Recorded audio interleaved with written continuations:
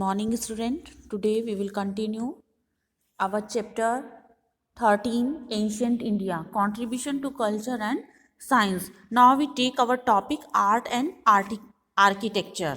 The highly polished pillars of the Mauryan period mounted with statues of animals, the Gandhar and Mathura School of Arts, the Ajanta paintings, the temples built by Pallavas and Chalukyas are some of the magnificent examples of art and architecture of ancient India. Art और architecture में Maurya empire में बहुत सारे ऐसे हमें pillars मिले हैं, polished pillars मिले हैं, एनिमल्स की स्टेच्यू मिली है, गांधार और मथुरा स्कूल ऑफ आर्ट जो कि और अजंता पेंटिंग्स, टेम्पल्स जो कि पल्लव्स के द्वारा और चालुक्योस के द्वारा बिल्ड किए गए थे, बनाए गए थे। वो भी एक बहुत सुंदर एंशियंट इंडिया या प्राचीन भारत का कला का एक अद्भुत नमूना है। The stupas and viharas associated with Buddhism are also rich examples of the ancient Indian art. स्तूप और विहार बुद्धिज्म से एसोसिएटेड हैं, एंशियंट या प्राचीन भारतीय कला के बहुत अच्छे नमूने हैं जो बौद्ध कला के से संबंधित हैं। There is a small box placed at the centre of the stupa which contains precious stone coins and bodily remains of the Buddha or his disciples।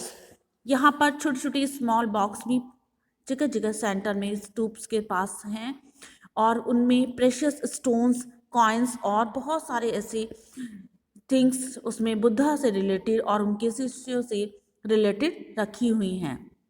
A path is laid around the stoop called Pradakshina, which was surrounded by railing.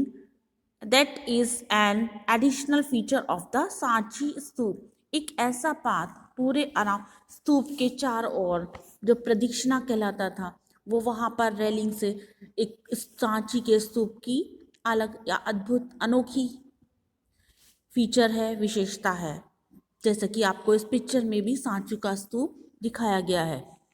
The Ashoka pillar are famous for their shining polish. Ashok का pillar जो है वहाँ पर भी वो भी बहुत सुंदर शाइनिंग पॉलिश के लिए फेमस है। और ये पिलर इसमें ऊपर की साइड पर जो स्टेचू है एनिमल्स की वो भी बहुत सुंदर है। One of them the lion capital from his Ashokan pillar of Sarnath has been adopted as the national emblem of India. इनमें से एक लॉयन जो कैपिटल में लिया गया है अशोक पिलर से, सारनाथ से लिया गया है और जो कि हमारे भारत के नेशनल एम्बलम के रूप में अडॉप्ट किया गया है। The caves, temple of Ajanta and the famous Ajanta painting are magnificent examples of Indian art heritage. Bharat की विरासत की अनोखी एग्जाम्पल हैं या अनोखे उदाहरण हैं जो कि अजंता एलोरा की गुफाओं में पाए जाती हैं। वहाँ की पेंटिंग भारतीय कला का एक अद्भुत नमूना है। Their themes were based on stories and tales associated with Buddhism. उनकी जो कहानियाँ हैं, जो पिक्चर्स बनाई गई हैं वो बुद्धिज्म से रिलेटेड कहानियों के रूप में बनाई गई हैं। These paintings are lifelike and the brilliance of their color has not faded even after 14th century।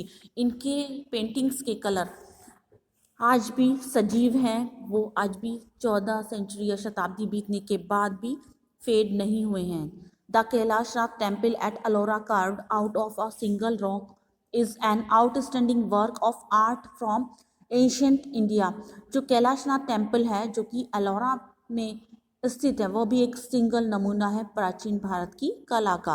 और महाबलीपुरम में भी पल्लव्स ने बहुत सुंदर रथ का एक टेम्पल बनवाया था जो कि ग्रेनाइट बॉर्डर्स को कट करके बनाया गया है। और पल्लव्स ने भी बहुत सुंदर सुंदर टेम्पल्स बनाए थे जो कि स्टोन्स और ब्रिक्स से बनाए गए थे। महाबलीपुरम में भी और कांचीपुरम में भी इस तरह के टेम्पल्स मिलते हैं। Most of the Hindu temples made in ancient India had the central sanctum known as garbhagriha where the images of deities such as Shiva, Vishnu और दुर्गा वर प्लेस्ड। कुछ ऐसे टेम्पल्स भी बनाए गए जहाँ पर जिन्हों गर्भगृह के नाम से जाना जाता है और उनमें विष्णु, शिव और इनकी विष्णु, शिव और दुर्गा की मूर्तियाँ स्थापित हैं। The priest perform religious rituals in the गर्भगृह। और जो प्रिस्ट हैं वहाँ के, वो धार्मिक रस्म रिवाज को इनमें करते हैं।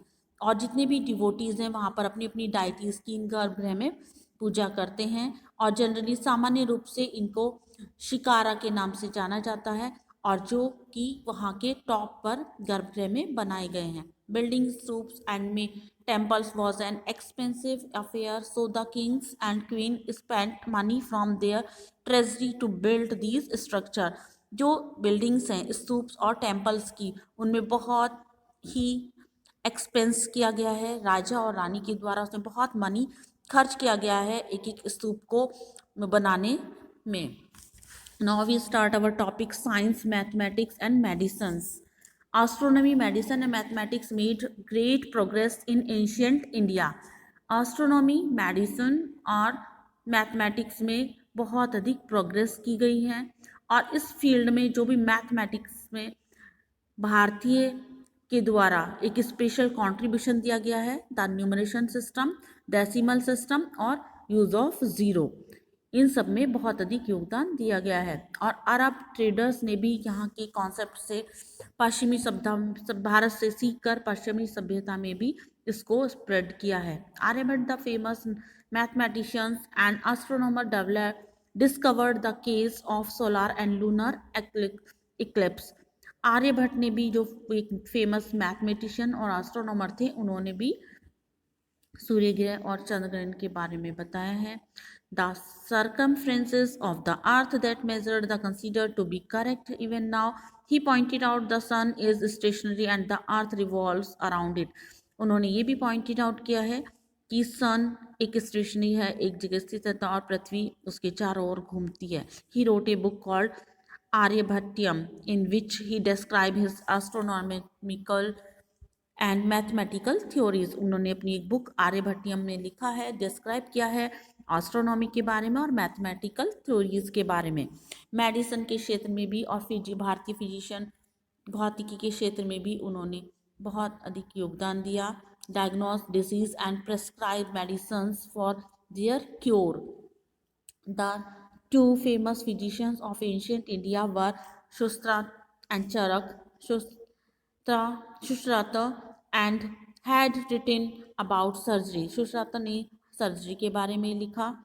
चरक ने अपनी बुक चरक संहिता में बहुत सारी डिजीज के बारे में बताया, इंक्लूडिंग लेप्रोकॉसी और ट्यूबरक्लोसिस के बारे में भी बताया है।